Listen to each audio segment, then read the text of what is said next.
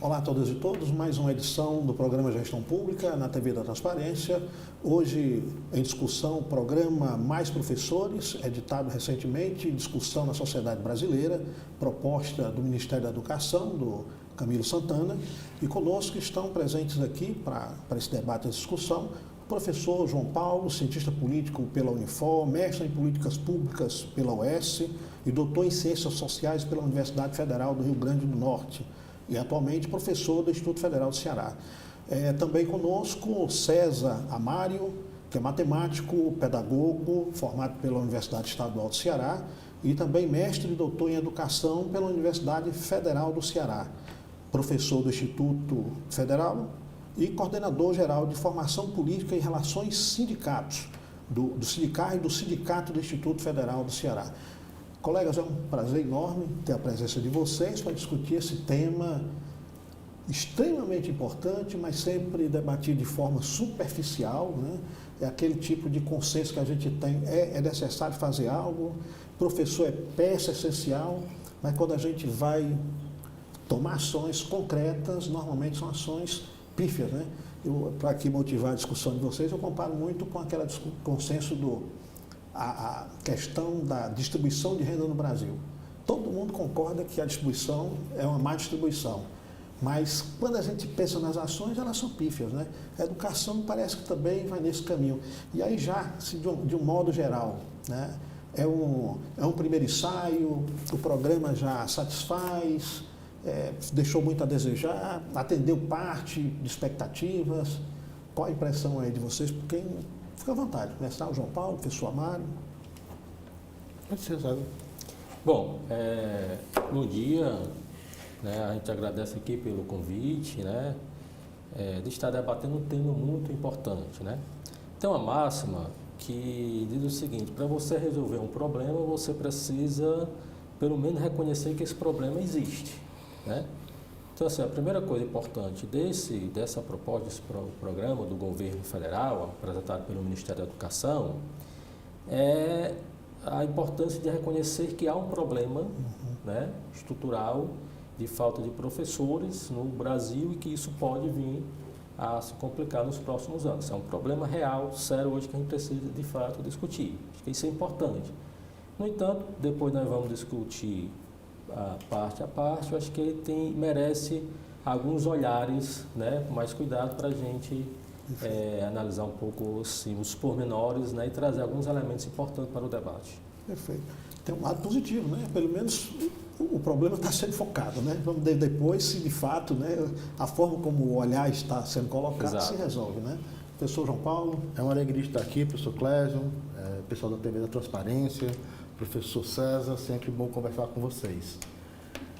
Lembrando lá aquela velha frase lá do Darcy Ribeiro, né, que o problema da educação do Brasil, a crise não é uma crise, é um projeto, né, em que nós sempre estamos aí com essa ideia de que precisamos melhorar a educação, precisamos melhorar a vida dos professores, mas nunca vemos questões efetivas, questões que realmente solucionem os problemas estruturais da carreira docente e do fazer docente no Brasil. Esse projeto apresentado pelo MEC, digamos que ele é mais um tijolinho na construção de uma grande catedral, né? Então não dá para a gente esperar que esse projeto resolva os problemas estruturais, porque ele não vai resolver, né? Ele pode trazer, ele traz, né, elementos importantes como o debate, como reconhecer o problema, como apontar soluções que já estão no nosso horizonte desde muito tempo. E é claro que depois da destruição que a educação passou nos anos Temer e Bolsonaro, ver esse tema voltar à pauta do governo federal, embora ainda seja insuficiente, podemos dizer que é muito importante. Então podemos começar que é fundamental, mas insuficiente, porque o problema é muito grande. Então o que o governo pode fazer é pensar que talvez seja mais um passo nessa construção, e não apresentar como uma solução dos problemas da educação, porque não é. Eu queria trazer para vocês, né, o professor João Paulo traz aqui uma questão, né, o desastre que foi uma gestão recente. Quatro ministros, salvo engano, né? As políticas não tinham continuidade, né? Era algo que a gente ficava sempre numa expectativa do que está por vir, né? Quando chegava era sempre mais um desmonte, não mais uma construção, né? E eu acho assim que podia até ter chegado a uma situação pior, né? Mas o que nós temos hoje, né, dando uma olhada aqui, fazer aqui uma leitura dos dados aqui, pediu o Tiago para projetar também para os nossos ouvintes, como é que está aqui a situação. É uma matéria da Carta Capital que traz aqui um cenário aqui muito rápido, né, mas aqui já diz um pouco aqui do como se encontra, né, o quadro da carreira docente, né? Cada vez menos atraente, né? Isso não é de hoje, né? E o que a gente tem de dados atuais é que a gente tem aí pesquisas que apontam que 80% dos professores de educação básica já cogitaram desistir da carreira. Então não tem atração nenhuma, né? O contingente de professores temporários cresceu 55% e o de efetivos recuou 36%. Depois a gente podia voltar aí para uma discussão mais pontual sobre esse tema, né? Que é uma questão complicadíssima, né? Você não tem professor, o efetivo ser uma quantidade inferior à de temporário, né?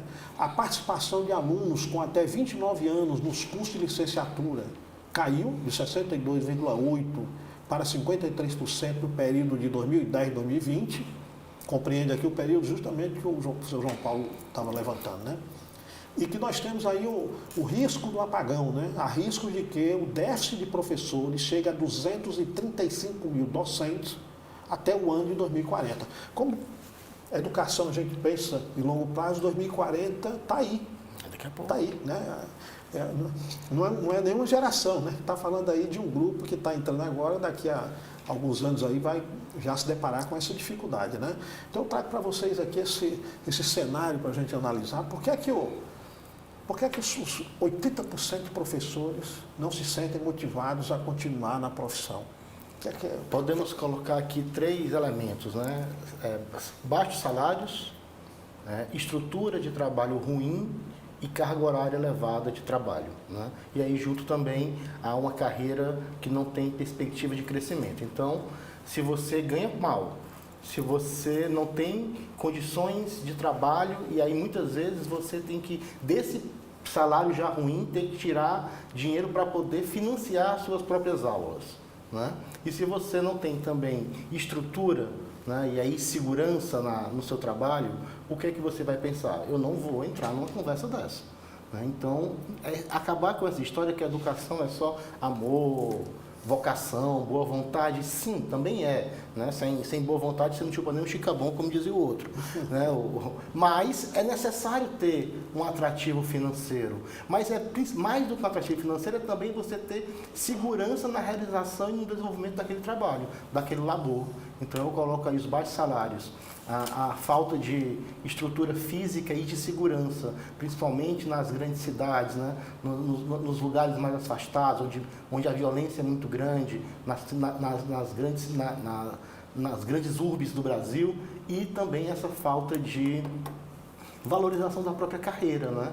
Se você passar 30 anos e cada vez mais nos aposentando cada vez mais velhos, queremos ter uma estrutura para passar a carreira a vida inteira trabalhando bem. Então, dessa forma, isso explica por que 80% já tem. E sem falar também no adoecimento docente, né? O adoecimento psicológico, né? O adoecimento com problemas de questões mentais que o trabalho desestruturado traz para nós que estamos lá no dia a dia de sala de aula. Professor César, nós temos aqui o João Paulo, doutor em ciência política, formado em ciência política, graduado, doutor em políticas públicas, você com graduação em 2 áreas extremamente vitais para a educação básica, né, que é a matemática e português, mas também pedagogia, né, e doutor em educação, né. Sem esse professor do ensino básico, vocês não estariam aqui, né? Essa é uma coisa assim, palpável, clara, né? Portanto, a gente não tem um engenheiro, não tem um médico, né? Então, assim, é algo complicadíssimo quando a gente olha para esses dados assim, bom, temos aí 80% desses profissionais querendo abandonar essa carreira profissional, né? Então, assim, o que nos levou a essa avaliação do membro da categoria e o que é que a gente poderia fazer, enfrentar, para ver se a gente, pelo menos, segura, né, esses professores. Bom, eu acho que a gente parte primeiro de uma pergunta importante, né? Você traz até no início da nossa conversa, né? Por que desses dados, né, tão alarmantes, 80% dos professores da educação básica já pensando em abandonar a carreira, né, a perspectiva, a diminuição de jovens procurando os cursos de licenciatura. Eu acho que a gente precisa partir dessa pergunta, eu acho que é muito importante. O professor João Paulo já traz alguns elementos ali, né? Veja, então nós sabemos que a educação básica é a estrutura, né, da educação do ensino superior, você fazer uma boa educação básica. Só que você precisa de educação básica, você faz com gente, com pessoas, com professores, com servidores, né, trabalhadores da educação, com alunos e etc. E essas pessoas, elas precisam serem valorizadas, né? E a valorização, ela parte, né, é um conjunto de políticas e de medidas, né, que a gente precisa conversar sobre ela, né? Então, o professor João Paulo já traz aqui, na questão valorização do salário. Nós tivemos em 2008 a lei do piso nacional, foi uma lei muito importante, talvez eu acho que a política pública na educação básica dos últimos 30 anos foi a lei do piso nacional, que estabelece um piso e uma carga horária mínima de sala de aula, de planejamento e etc. No entanto, o que a gente vê de lá para cá é vários, né, municípios, redes municipais de estado não cumprindo a lei do piso, né? Então, um elemento importante, né? A lei do piso também aponta a perspectiva das redes estaduais e municipais criarem planos de cargos e salário. A gente não tem visto essas leis sendo criadas, né? Muitos municípios conseguem dar o piso, mas não tem uma carreira atrativa para que o professor, a professora consiga trabalhar, né, entrar, né, nessa carreira. Além disso, tem uns elementos importantes também, né? Além da carreira, do salário, né? Essa questão da infraestrutura das escolas. Eu acho que isso é um elemento muito importante, né? Eu vou dar aqui um exemplo para configurar isso, né? Eu sou professor do Instituto Federal, de um campus aqui no interior do Ceará, e uma disciplina que eu ministro, política educacional, inclusive, as minhas alunas fizeram uma pesquisa numa escola da região e elas relataram, em sala de aula, de que nessa escola a professora, toda vez que ia ter que explicar alguma coisa no quadro para os alunos, ela tinha que desligar o ventilador, que o ventilador fazia muito barulho na sala. Não tinha ar-condicionado, era um ventilador. Numa região, né, no interior do estado do Ceará, uma região semiárida, muito calor, e a professora tinha que explicar muito rapidamente, porque ela prejudicava a voz dela, mas também os alunos com calor. Então você não cria uma situação dessa, né, de falta de estrutura nas escolas, né? Você não tem uma carreira atrativa, o salário também não está muito atrativo, melhorou muito com o piso. E a infraestrutura nas redes estaduais, nas redes municipais e aqui de maneira geral, então acho que são elementos importantes que apontam para esses dados aqui, né?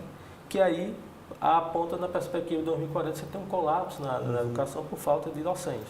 Tem muita coisa para fazer, né? Pelo que vocês estão apontando aí, quer dizer, eu acho que, vamos já entrar aqui no plano, mas parece que ele só arranha, né? Quer dizer, é um elemento para uma discussão, né? Não é finalístico, né? A gente tem também um dado nos trazendo aí que, né, é elevadíssimo, né? Professor temporário, quando você compara com os efetivos, né? Hoje, né, cresceu 55%, efetivo recuou 36%. Quer dizer, é interessante, né? Não vamos descartar a figura aí de um professor até para substituir, eventualmente. Se a professora adoece, né? A professora engravida, né? Tem professores que têm alguns problemas circunstanciais e têm que se ausentar, ou mesmo para uma qualificação, né, mais demorada, mais aprofundada. Então, quer dizer, é uma figura que a gente pode pensar que tem o seu papel, né, mas não como principal, né? Aí me leva a crer, né, o César estava levantando aqui a questão, aqui, já levando para o interior, né, e eu pensando aqui a possibilidade muito também de isso ser, já entrando no moeda de troca política, o que é péssimo, né, porque o exercício da profissão na educação, ele sempre tem que ser pensado na perspectiva de longo prazo. Não dá para ficar pensando aqui, eu tenho a cada 4 anos uma mudança de quadro, né, e uma nova ensino aí de adaptação para uma nova pedagogia. Quer dizer, tudo assim tem que ter uma certa estabilidade na educação, né? E eu fiquei preocupado quando eu vi esse dado. O conhecimento de vocês a respeito disso traz alguma... Assim, vocês conseguem trazer mais algum elemento aí para explicar o que é que está nos levando aí esse crescimento? é também desistência de professores e aí a saída que tem é essa de temporários? Tanto tem essa não entrada de professores, mas também desse adoecimento, né, dos professores que já estão nas redes, e aí assim também a precarização do trabalho docente, né? Que com o aumento de servidores, professores temporários, né? Então você vê que há um desnível, né? Claro que tem que ter o professor temporário, substituto, para quando necessário for, mas isso não pode virar uma regra. Você não pode ter escolas que funcionem anos inteiros apenas com professores temporários, com professores substitutos, levando o quê? Há um elemento de precarização. Além do salário baixo e das questões colocadas como a falta de estrutura, ele também vai levar a uma situação de incerteza no trabalho, né? Que sempre está ali, sempre no fio da meia, sempre na corda bamba, né? No fio da navalha. Você vai manter o emprego, você não vai perder. Então, ele não vai ter mais emprego formal, né? Ele vai ter sempre um trabalhador por contrato e ele não pode fazer planos de longo prazo nem para a vida privada, nem para a vida acadêmica dele. Como é que ele pode se comprometer com uma formação de longo prazo se ele vai ter que estar sempre negociando aquele contrato, né? Quem é do interior sabe, né? A cada 4 anos você muda toda a rede de professores e se você não estiver do lado de quem ganhou, você não consegue aquele contrato ou até mesmo vai para um lugar mais distante lá da sede do município. Então, isso é a precarização do trabalho docente que muitas vezes é incentivada pelo próprio Estado quando não abre vagas permanentes, né, para os professores em todos os níveis da rede de educação do país, municipal, estadual e federal.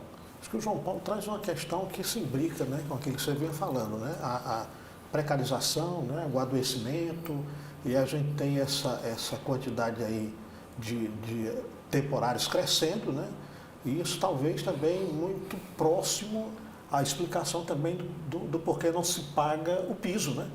Se você tem um número maior de temporários, e aí como sindicalista, você sabe que a organização política com o temporário não é a mesma coisa com o efetivo, né?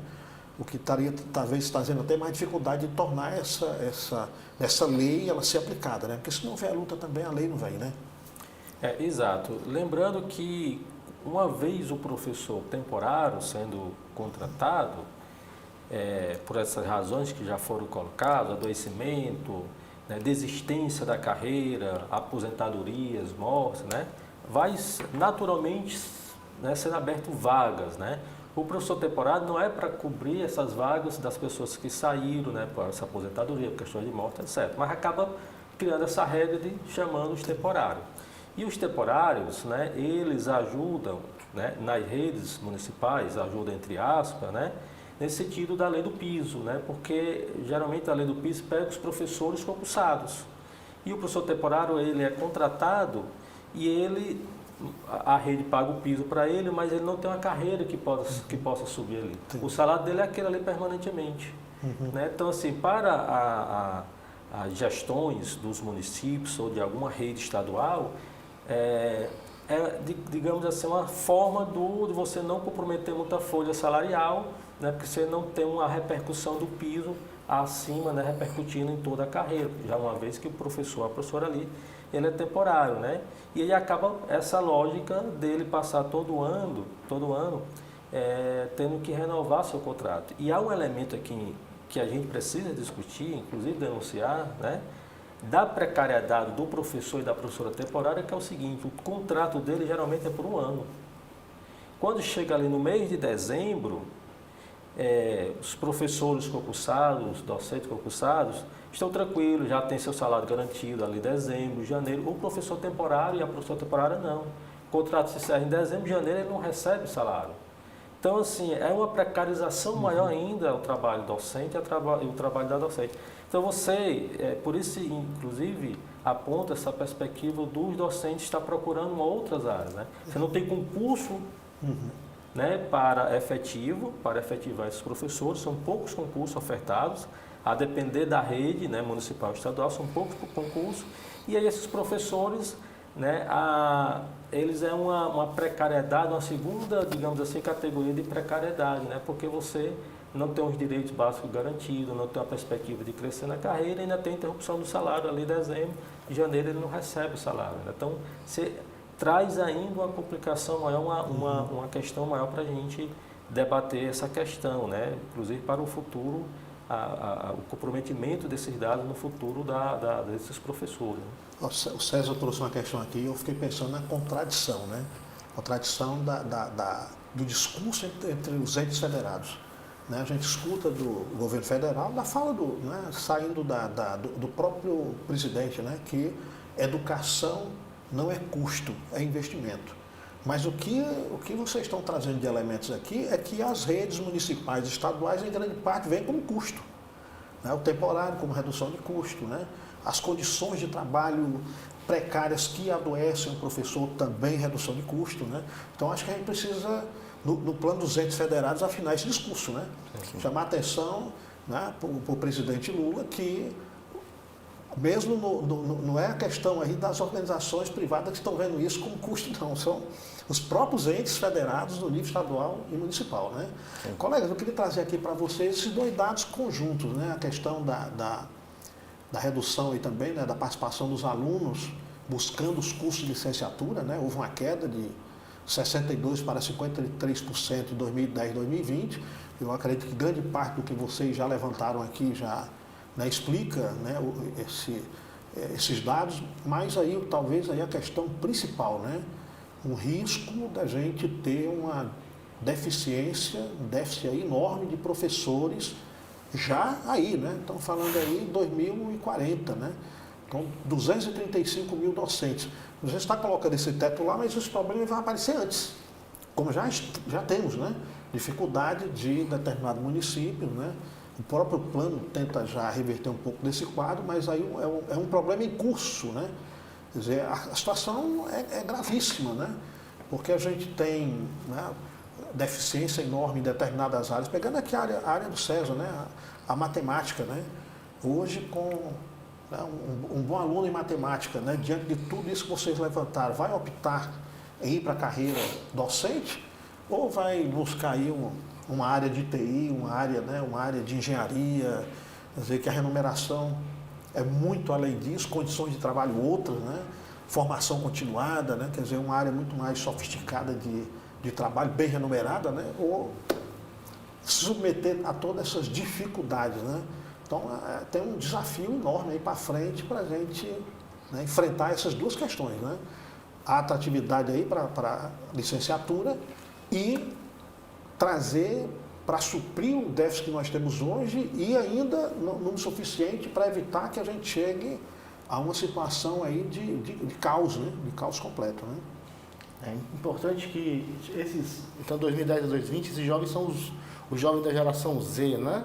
Então nós temos agora os últimos da geração Z indo para o ensino médio e agora os primeiros da geração alfa, né, a partir de 2010, chegando no ensino médio. Então, é uma nova humanidade, né? Uma humanidade totalmente diferente, uma humanidade que já nasce com as telas, já nasce no mundo digital. Então, que as próprias relações pessoais, as relações entre humanas são diferentes.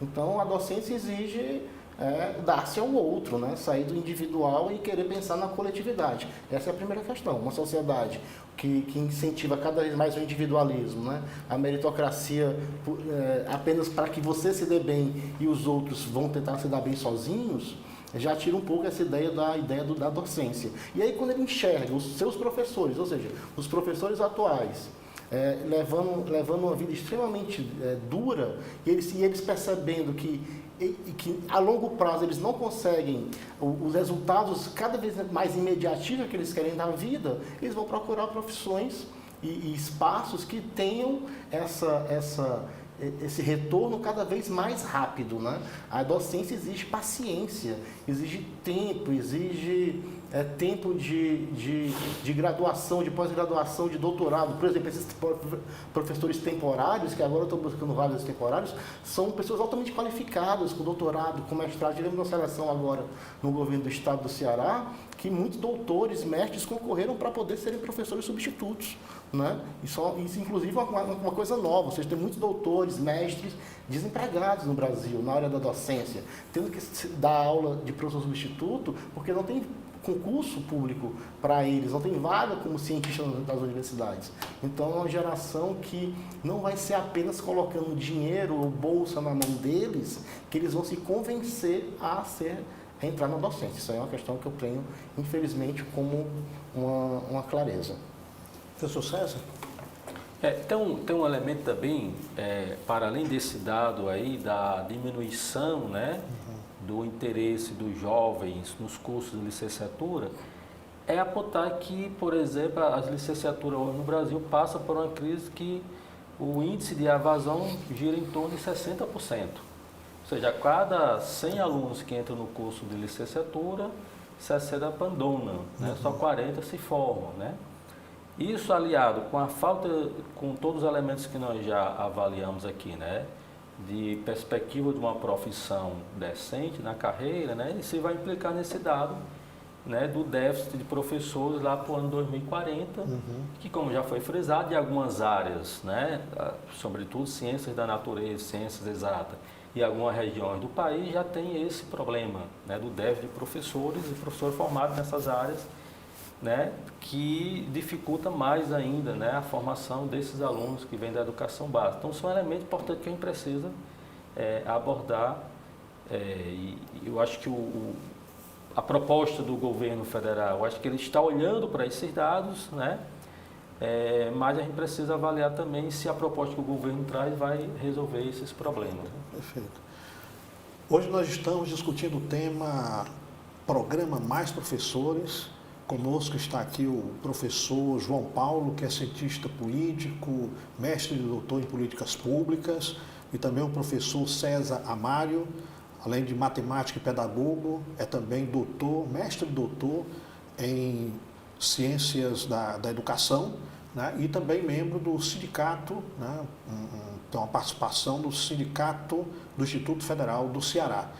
E até esse momento já fizemos aqui uma discussão para aqueles que estão chegando agora sobre o quadro geral, a situação atual, e lamentavelmente o diagnóstico não é muito bom, né? Há uma defasagem de professores, há uma falta de estrutura física e uma falta também de apoio aos professores para que permaneçam e se qualifiquem e continuem, né, na carreira docente.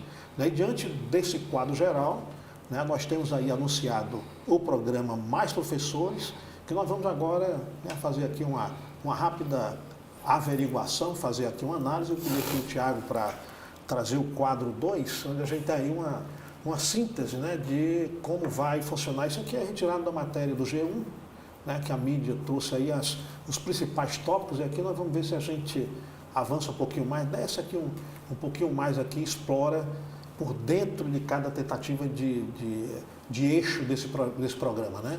O programa ele tem aí dentro dos seus tópicos, né, a seleção para ingresso na docência e criação da prova nacional docente, né? Também tem atratividade a partir da criação do pé de meia para licenciaturas, né? Um valor diferenciado, chegando a R$ 1.050.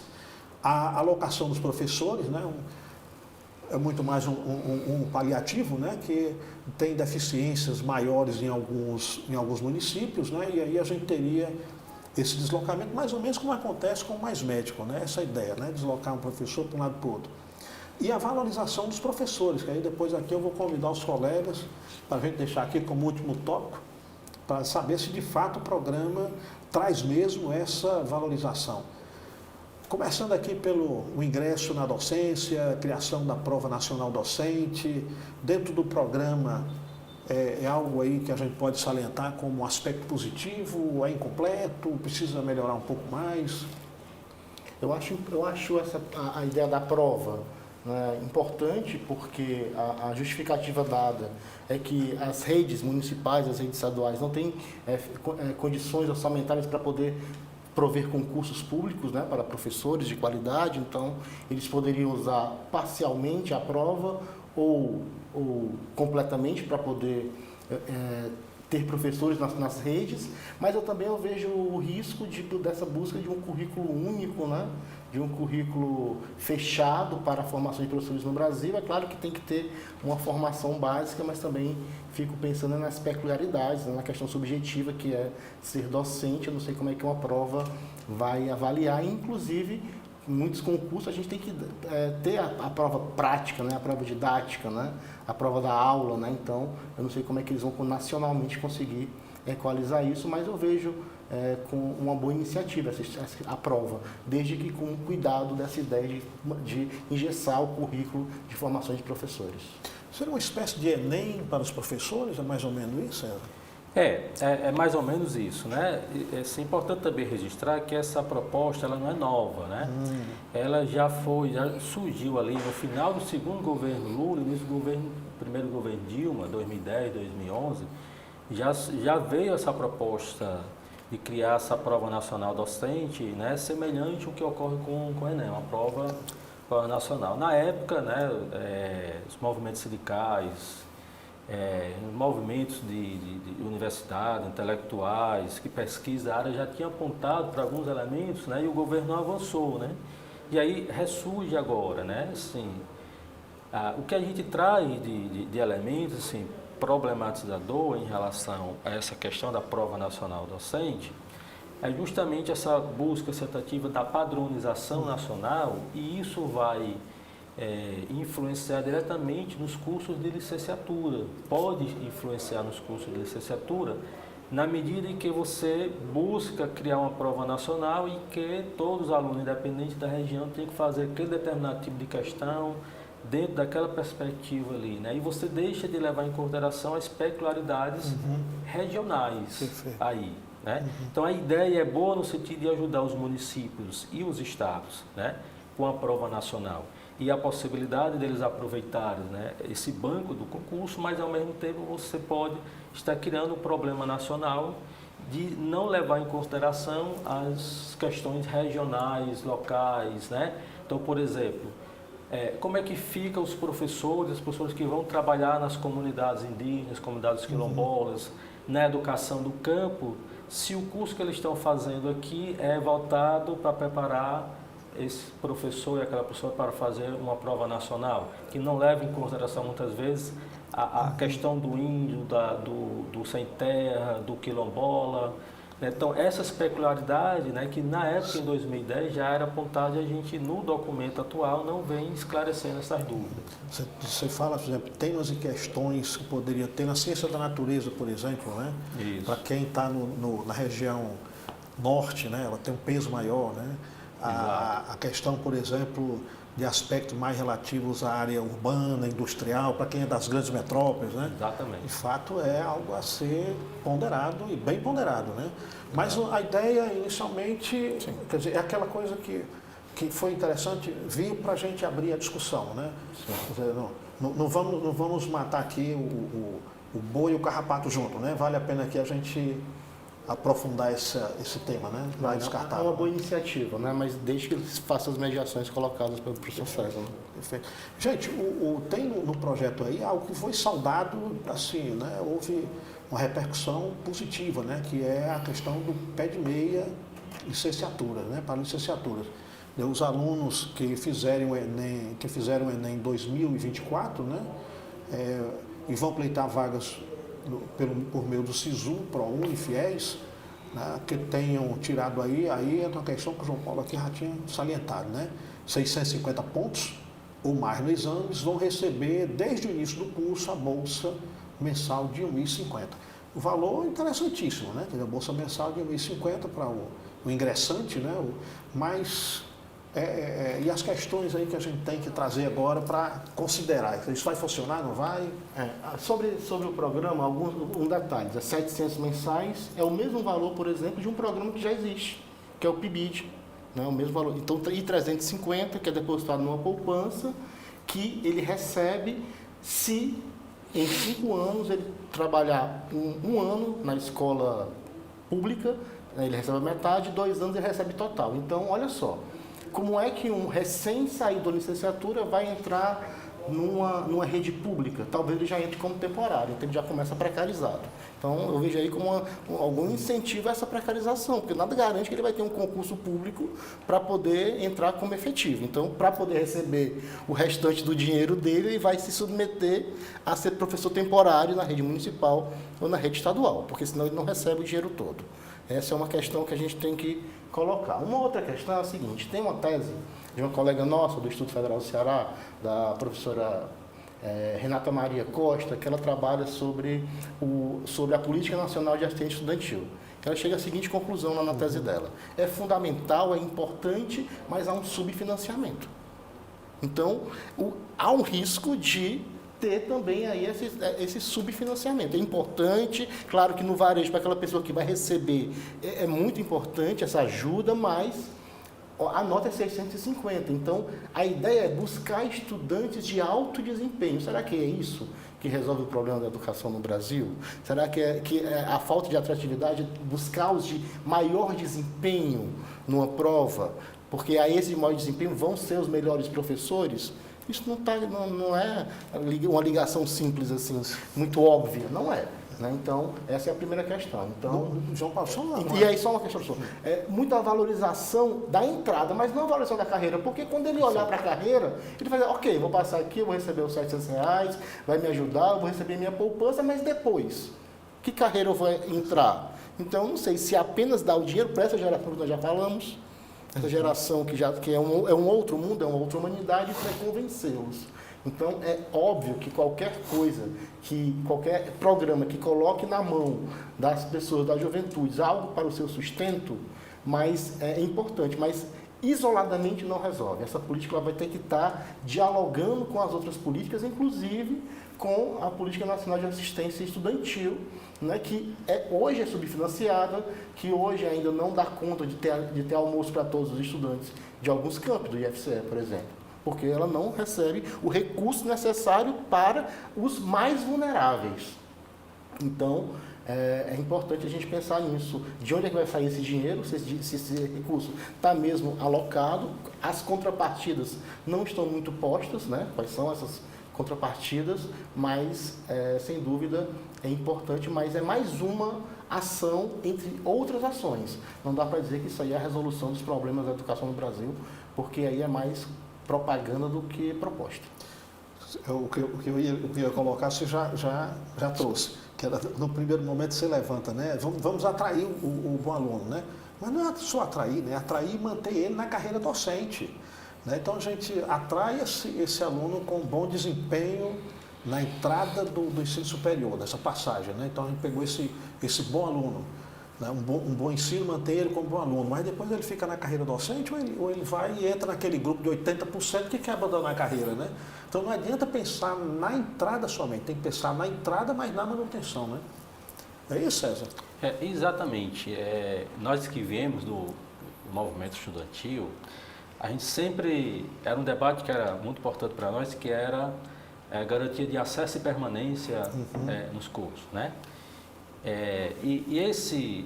Essa proposta do PED-6, nessa perspectiva da permanência, ele traz apontamentos importantes, né? Ou seja, você ter uma bolsa ali, passar sua licenciatura com o recurso disponível para você cursar, né? Eu acho que isso é importante, né? Primeira coisa. Segundo, que dizer que o que é que nós vamos fazer com os alunos das licenciaturas que nós já temos hoje.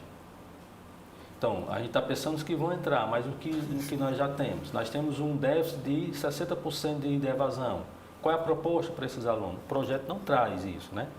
Ao mesmo tempo, a gente já tem um programa do governo federal que veio em 2008, era muito próximo ali com a lei do piso, que é o Programa de Iniciação à Docência, Programa Institucional de Iniciação à Docência, que é o PIBID. É um programa extremamente importante, ele paga uma bolsa também de R$700 do aluno do primeiro semestre, né, mudou agora, do primeiro semestre ao último, então abarca todo o curso e há uma contrapartida para esse aluno, ou seja, ele não só recebe a bolsa, ele é acompanhado por um professor, um coordenador, o coordenador acompanha 10 alunos, né, cada núcleo é em torno de 30 alunos, né, são 30 alunos, o professor, são 3 coordenadores, 3 supervisores, e esses supervisores levam seus alunos para a sala de aula, para a vivência em sala de aula já desde o primeiro semestre. Então, há uma amarração aqui, há uma contrapartida do aluno do primeiro ao último semestre. E o programa aqui não traz esses elementos, pelo menos a priori. Então, ou seja, ao invés da gente priorizar e melhorar um programa que já existe, cria um outro programa, né? Um segundo elemento... Sendo que esse programa que você estava falando, ele vai incentivar a pesquisa, né? A docência, você já está ali desde o primeiro semestre ali já em sala de aula, né? Inclusive um dos impactos, quando você termina o seu curso de licenciatura, né? Que você não teve uma boa vivência em sala de aula, quando você vai para as salas de aula, né? Você não está o suficientemente preparado, e esse PIBID o aluno já tem esse acompanhamento assim, é um programa muito interessante, né? Mas é um outro elemento também, que é o objetivo aqui da proposta, mas me parece que ele falha, né? É que você tem que deixar atrativa não só o curso, mas a carreira, isso que o professor João Paulo já traz, né? Então, assim, quais são as perspectivas de salário? Quando a gente eu lembro quando a gente estava lá cursando o ensino médio, né? Ainda procurando qual era o curso superior que a gente gostaria de fazer, a gente leva em consideração 2 elementos. Aquelas disciplinas ou aquelas matérias que a gente mais gosta, né? Eu gosto de matemática, então eu vou fazer algo na engenharia ou algo que por da matemática, mas também, querendo ou não, a gente olha, né, essa carreira aqui que eu vou seguir, do ponto de vista da minha sustentabilidade financeira, qual o retorno que ela nos traz, né? E me parece que o programa não atenta para isso. Não atenta para isso, né? Para trazer a atratividade para o curso, mas não traz atratividade para a carreira docente. Eu acho que, nesse sentido, o programa, talvez, né, a forma que ele está apresentado, ele traz essa falha, né? Eu achei interessante na fala de vocês que, né, tem não estamos aqui condenando aqui o projeto aqui a dizer assim, olha, o programa é inviável, né? Não, pelo contrário, né? O que a gente está levantando aqui traz questões, inclusive, que permite até o debate, porque quando ele é muito ruim não dá nem para discutir, né? Então, alguns elementos interessantes tem, mas tem lacunas, né? Sim. Tem lacunas interessantes.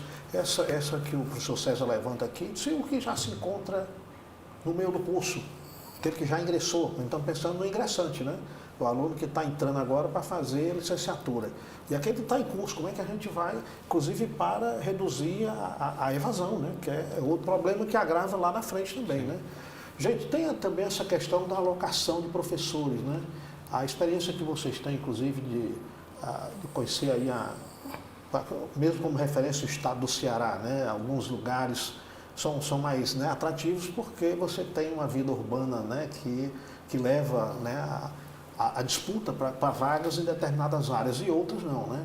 Então, nesse sentido aí, é algo também que vem a somar, né, a ideia de alocar professores? Né, essa proposta é uma bolsa de R$ 2.100 por 2 anos para os professores que vão lecionar em lugares de difícil acesso, lugares onde normalmente as pessoas não querem ir. Muito louvável, só que lembrando que são só 2 anos, né? E o nome do programa é Mais Professores. Aí eu lembrei do Primo Rico, Mais Médicos. Sabe quanto é a bolsa do Mais Médicos para o médico poder ir para os mesmos lugares? R$ 14.000. Então, quando eu vejo que os professores está 7 vezes menor, né? Então, o que é que o governo está sinalizando? Realmente, vocês que querem ser professores, vão ter que entender que para ser professor você vai ganhar menos que um médico.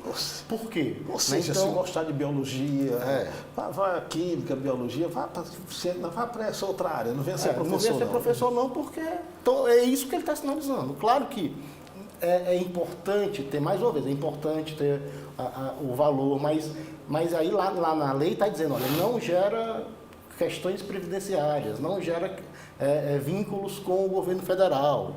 Então, realmente é mais uma situação de precarização, né? Que passa 2 anos e depois desses 2 anos, né? Como é que ele vai se manter? Pensando sempre na renovação disso, vamos pegando e entrando e saindo, então não tem uma permanência, não tem longo prazo, né? Então isso me deixa bem inquieto essa questão, apesar de achar importante. Quando você compara com Mais Médicos, se o nome é Mais Professores, você logo vai achar que tem alguma coisa mais próxima. Não, é só o nome que parece. Os valores são totalmente diferentes. E aí fica a pergunta por quê? Dá para acrescentar, o João Paulo deixou espaço para acrescentar mais alguma coisa com relação a esse tema? O professor João Paulo já traz muitos elementos aí. Essa comparação com o Mais Médico eu acho fantástica, né?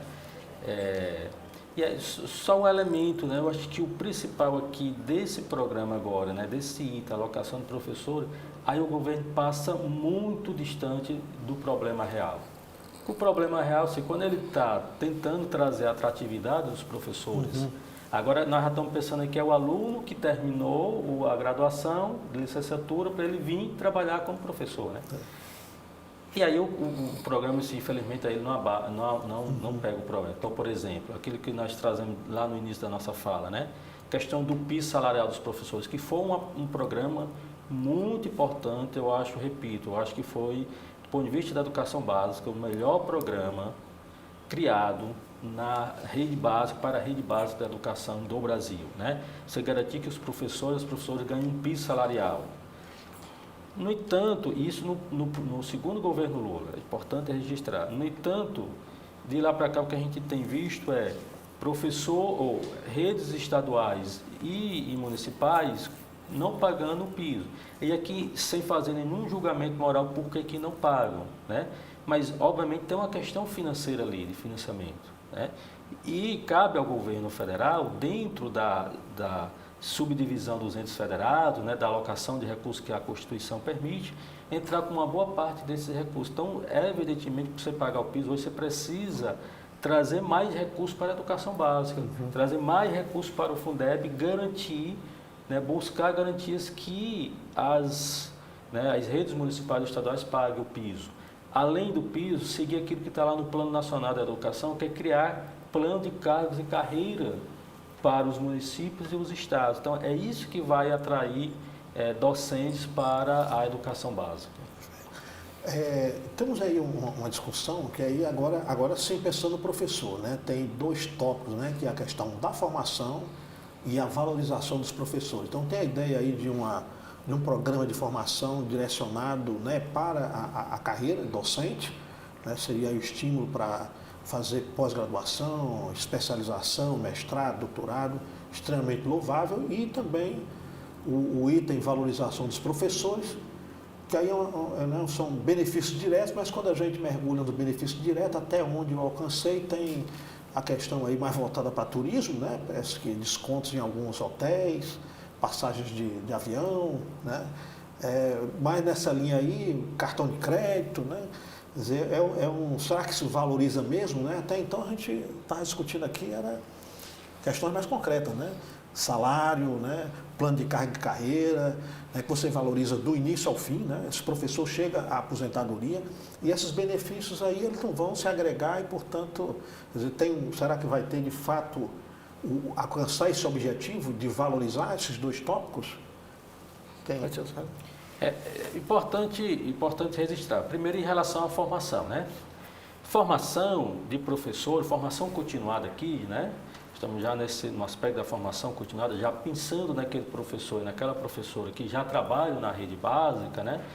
Elementos importantes que eu não vi no programa, né? Então, primeiro, para formação continuada a gente precisa de liberação, afastamento para se formar. Formação não é algo que a gente faz, né, assim, muitas vezes com a tripla carga horária. Tem docentes que trabalham 2 turnos, 3 turnos, e você ainda fazer uma formação de professor ali, muitas vezes final de semana, isso você ainda está precarizando cada vez mais o trabalho do professor. Então você tem que ser, primeiro, liberação desse docente para fazer formação, liberação com a contratação de professor temporário, aí sim, professor temporário. Aí vale a pena. Aí vale a pena, né? Ou então redução de carga horária desse professor. Para você ter ideia, na rede estadual do estado do Ceará, há essa previsão de liberação de professores, né? E em 2015, no primeiro governo do Camilo Santana, ele cancelou esse projeto, esse programa, e a gente foi preciso fazer uma greve em 2016 para voltar essa liberação, né? Foi preciso de uma greve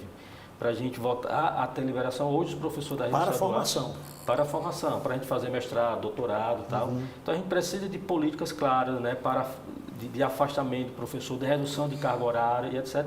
E também dizer, né, eu sou professor da rede federal hoje, né, do Instituto Federal do Ceará, dizer que os institutos federais no Brasil é uma rede com mais de 600 campos, né, com profissionais com infraestrutura, profissionais gabaritados, com mestrado, doutorado, uma estrutura física, né, em vários municípios que a gente consegue ofertar formações continuadas de professores de excelência e qualidade. No entanto, a gente não, até o momento, não viu o governo nos procurar para dizer, olha, vamos pensar uma proposta aqui de formação. Por exemplo, nós estamos a nível nacional, em termos de sindicato, toda semana negociando com governos, né, o pós-greve, e a gente não teve ainda essa conversa com o governo nessa possibilidade de como nós, professores e professoras da rede federal, contribuir com essa formação, né? Nós temos profissionais de estrutura que conseguimos, tanto os institutos federais como as universidades federais. E para finalizar, sobre a valorização, e aí que eu acho que é o ponto mais nevrálgico da proposta, né? Porque assim, você não traz a valorização. O termo, eu acho que é até desonesto com a ideia que se quis passar, né? Desonesto no sentido de você não apontar de fato para os problemas estruturais da valorização da docência, né? Que é o piso, plano de carreira, né? Estrutura física. Eu acho que aqui não traz aí os elementos mais especificamente, acho que o professor João Paulo pode abordar o que a lei traz, né? A proposta traz, mas não, se de fato não avança nesse sentido, né? Desses elementos que a gente traz, que eu acho que é importante para a carreira, né? Como é salário, plano estruturado, né? Infraestrutura, isso aí que é importante para a nossa carreira docente. O ganho pífio, né? Esse ganho está proposto aí para valorizar, né? E assim um benefício, né? Pequenos benefícios, né? Agora dizer que vai valorizar a categoria, acho que o caminho é outro, né, João Paulo? A gente vê que o plano realmente não traz nenhuma valorização efetiva para quem atualmente é professor, né? Ou professora nas redes municipais, na rede estadual, na rede federal. Lembrando que aquela bolsa, né, de 2.100 que ele vai receber, se ele for trabalhar no lugar onde ninguém quer ir, ele vai ser obrigado a fazer também um curso de especialização. É um negócio que o César falou. A questão não é só um aperfeiçoamento. Nós temos professores extremamente aperfeiçoados, extremamente qualificados, que não têm trabalho ou estão em condições precarizadas de trabalho hoje, né? Tanto na rede federal, como na rede municipal, como na rede estadual. Então, isso acontece. Então, não é simplesmente a questão de ter que o problema é o professor que não estuda. Não, o professor estuda e estuda muito, né? A valorização que o plano traz, né, para os professores, as vantagens que eles dão para os atuais professores são um cartão de crédito sem anuidade, isso aí qualquer banco desse que hoje que não pode mais ser fiscalizado pelo Pix consegue para você, um cartão de crédito com o nome mais professores e 10% nos juros dos consignados, né? Então, isso na cabeça, então o que é que eu vou a pensar? Então, valorização do professor é permitir que ele consuma, que ele entre num programa de cartão de crédito, que ele se endivide. Então, parece revolucionário, mas é só neoliberalismo, às vezes, sabe?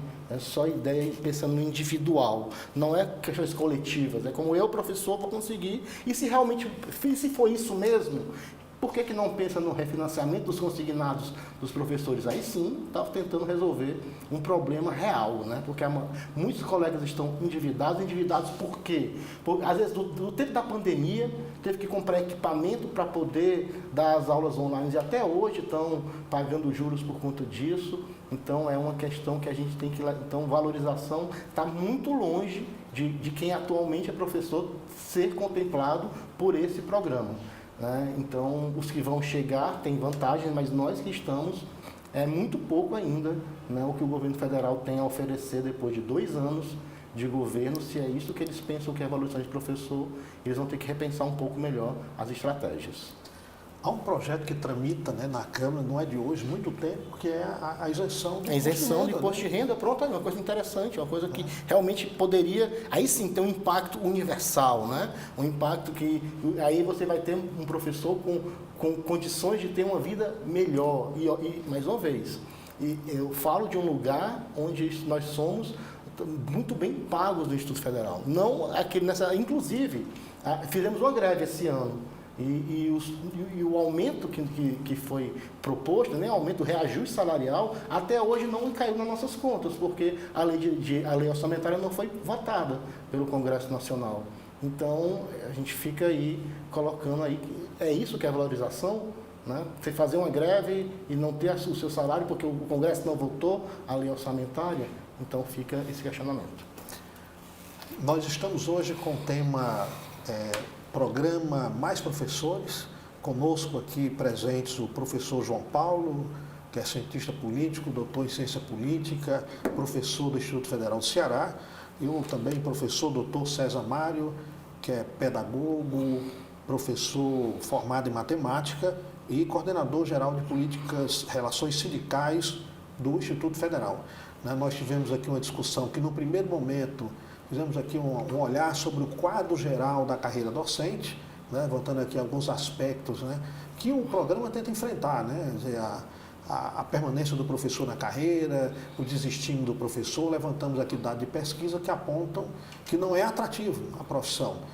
Por outro lado, em segundo momento, a gente trouxe para o debate alguns aspectos do projeto, e deixo aqui a palavra aqui com os colegas e no meu olhar, a partir das falas dos colegas, o que ficou claro é que é uma iniciativa interessante, mas que precisa ser aprofundada, discutida, que a própria categoria, os docentes, se apropriem melhor desse conteúdo, faça suas observações e traga o debate a público. Então eu agradeço imensamente a você estar contribuindo com esse debate que é sobre um tema importantíssimo para a sociedade. A gente fala, mas na concretização, efetivamente, a gente não valoriza isso, que é a carreira que forma todas as outras carreiras. Então, muito obrigado a vocês e fica a palavra final aí para cada um. Eu agradeço, professor Clésio, TV da Transparência, a audiência que nos acompanha até agora, professor César Mário. E, então, o programa é importante, debater sobre a valorização da educação é importante, mas não podemos fazer isso de forma cosmética. É um assunto muito fundamental para que ele fique sendo tratado apenas como oba-oba midiático. Se o objetivo é realmente valorizar professores, é preciso começar ouvindo os professores, chamando as entidades representativas para conversar, porque política pública não é feita em gabinete, política pública de verdade tem que ser realizada ouvindo aqueles que vão usufruir dessa política. E tenho certeza, se o Ministério da Educação tivesse conversado 10 minutos com o Sindifse, com os nossos representantes lá em Brasília, esse programa teria saído muito melhor e talvez o governo tivesse um abraço maior da sociedade em relação a ele. Então, muito obrigado e até a próxima oportunidade. Obrigado, João Paulo. Professor César. Bom, eu agradeço ao convite, agradeço aqui ao professor Clésio, por ter convidado, a TV Transparência, aqui meu colega de trabalho, o professor João Paulo, nesse debate importante. Mais uma vez dizer que eu acho que o governo ele acerta no sentido de pensar uma proposta para um problema grave. Isso já é um avanço importante, Pelo menos esse governo ele enxerga que há esses problemas graves que a gente não viu nos governos, agora recente, os dois governos recentes. No entanto, acho que a gente ainda precisa também, acho que aqui um importante do ponto de vista crítico, ouvir também mais as entidades, as instituições. Nós temos o CONIF, que representa os reitores dos institutos federais, temos a Andifes, que representa os reitores das universidades federais, que estão em diálogo com o MEC. Temos aqui a representação das categorias tais e docentes, técnicos administrativos de educação e docentes. Essas pessoas, essas entidades, elas podem e devem ser ouvidas, no desenho, na estrutura, quando for pensar o quadro de um programa desse. Eu acho que era importante e não ser programas, muitas vezes pensados nos gabinetes, do ponto de vista burocrático, etc. A gente, por exemplo, nós tivemos agora recente um erro crasso aí que ocorreu em relação aos PIX, A proposta do PIX é uma ideia interessante, mas que a forma, do ponto de vista burocrático pensada e divulgada, ela foi muito ruim. Então, do ponto de vista da educação, é importante também que a gente seja ouvido, A ideia pode ser muito boa, e a proposta, ela pode ser desenhada e melhorada e sair bem melhor se tiver essa possibilidade de dialogar também com as entidades. Então, e assim, para encerrar, eu digo que nós, né, do sindicato, né, que representa os servidores e as servidoras do Instituto Federal do Ceará, o SINDIF, né, estamos abertos para o diálogo, para a conversa, para contribuir na medida do possível, e um debate sobre a educação é mais rico ainda, a gente se sente muito mais à vontade de estar conversando, que inclusive é o que a gente faz no dia a dia na nossa sala de aula, conversar com os alunos, com os colegas docentes, né, os técnicos, enfim. Estamos aqui abertos ao diálogo e agradecer mais uma vez pelo convite. Nós é que agradecemos, né, essa contribuição dada aqui pelo professor João Paulo, pelo professor César, né, o espaço fica aberto para vocês, para a gente novamente, né, rediscutir, né, o tema, se ele vier reformulado, a gente trazer as reformulações, fazer as críticas, né, como nós fizemos, excelentes, né, eu acho que foi um agradecimento para o debate público aqui, fantástico, né, então, muito grato a vocês e a casa aguarda vocês para um outro momento, e aqueles que nos assistiram, por favor, compartilhem o máximo que puder com seus colegas, para que a gente tenha esse debate mais alargado na sociedade. Muito obrigado a todos.